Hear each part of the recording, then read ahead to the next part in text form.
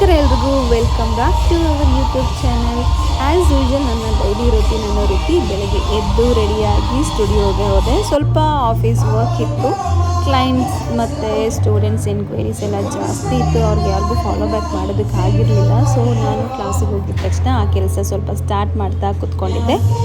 Usually Saturdays ನಮ್ಮ academy ರಜಾ ಇರುತ್ತೆ, ಬಟ್ ನನಗೆ ಏನೂ ವರ್ಕ್ ಇಲ್ಲ, ಫ್ರೀಯಾಗಿದ್ದೆ ಅಂದಾಗ ಕ್ಲಾಸಸ್ನ ಕೂಡ ಸ್ಯಾಟರ್ಡೇಸ್ ತೊಗೋತೀವಿ.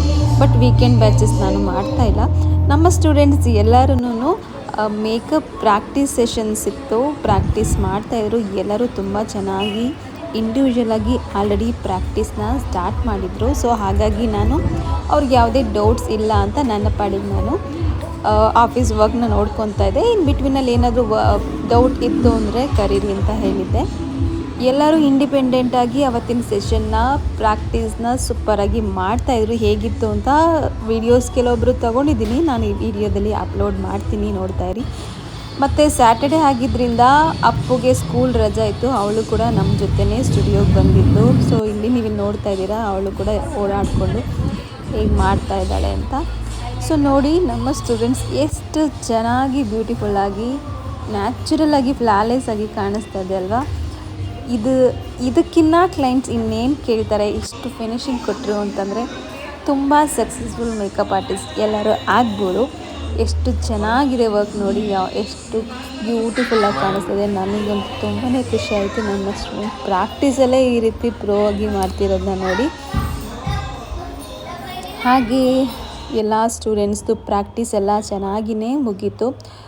ಕ್ಲಾಸಸ್ಸಲ್ಲಿ ಪ್ರಾಕ್ಟೀಸ್ ಸೆಷನ್ ಎಲ್ಲ ಮುಗಿದು ನಮಗೆ ಟೈಮ್ ಆಗಿತ್ತು. ಅಪ್ಪುಗೆ ಸ್ಕೂಲ್ ಇಲ್ಲ, ಬಟ್ ಅವಳು ಹೊಸದಾಗಿ ಅಬಕಾಸ್ ಕ್ಲಾಸ್ಗೆ ಸೇರ್ಕೊಂಡಿದ್ದಾಳೆ. ಹಾಗಾಗಿ ಅವಳನ್ನ ಡ್ರಾಪ್ ಮಾಡೋಣ ಅಂತ ಕರ್ಕೊಂಡು ಹೋದ್ವಿ.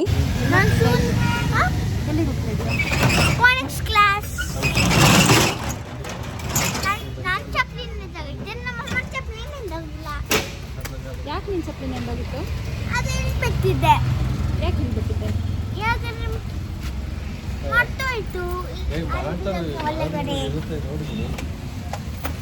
ಏನು ಹೇಳ್ತೀಯಾ? ನೀನು ಏನು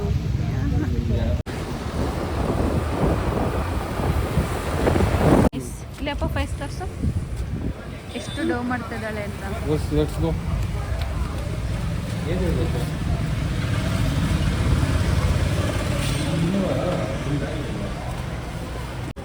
ಅದೇ ಅವ ಫಸ್ಟು ಇದೆ, ಯಾರು ತೆಗ್ದಿದ್ದು ಬ್ಯಾಗಿಂದ? ಇಲ್ಲಿತ್ತು, ತೆಗ್ದಿದ್ದು ಯಾರು ಎಲ್ಲ ಮನೇಲಿ ಇದೆ. ಹಾಂ, ಇಲ್ಲಿ ಹೇಳ್ತೀನಿ.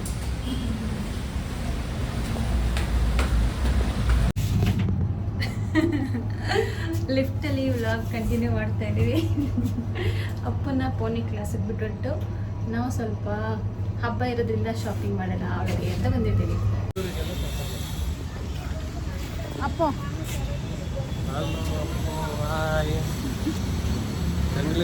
Happy Deepavali, happy Deepavali. Birthday gift. ಅಪ್ಪುದು ಬರ್ತ್ಡೇ ಇದೆ ನೆಕ್ಸ್ಟ್ ವೀಕು, ಅದಕ್ಕೆ ಪ್ರೀ ಬರ್ಡೇ ಗಿಫ್ಟ್ ಅಂತ ಅವಳು ಗೆಜ್ಜೆ ಕೇಳಿದ್ಲು.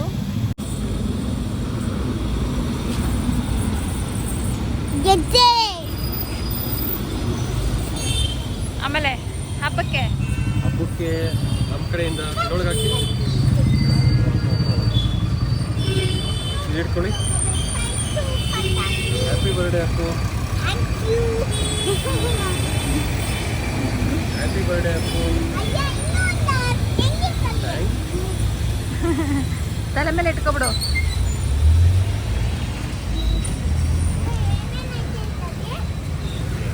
ಅಪ್ಪು ಇಲ್ಲಿ ಹ್ಯಾಪಿನಾ? ಹ್ಯಾಪಿನಾ ಅಪ್ಪು? ಅಪ್ಪು ನನ್ನ ಹತ್ರ ಇದೆ. ಹ್ಯಾಪಿನಾ?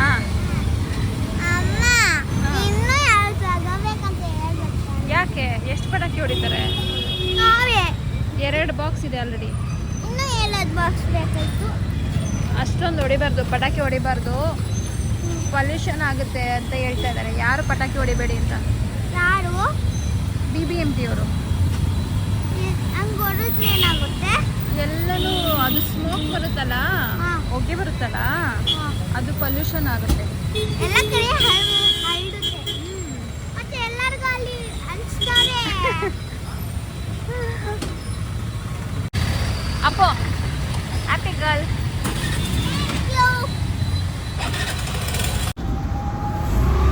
ಹ್ಯಾಪಿ ಹ್ಯಾಪಿ ಗೆಜ್ಜೆ ಯಾವಾಗ ಹಾಕತ್ಯಾ? ಇವತ್ತು ಇವತ್ತು ಹಾಕೋತಿದ್ಯಾ? ಅಲ್ಲಾಡಲ್ಲಿ ಗೆಜ್ಜೆ ತಗೊಂಡಿದ್ದು ಯಾಕಂದ್ರೆ ಹಬ್ಬ ಆಯ್ತಲ್ಲ ಅದಕ್ಕೆ. ಗೆಜ್ಜೆ ಹಾಕೊಂಡು ಆಗ ಒಂಥರ ಜಲ್ ಜಲ್ ಜಲ್ ಅಂತ ಓಡಾಡ.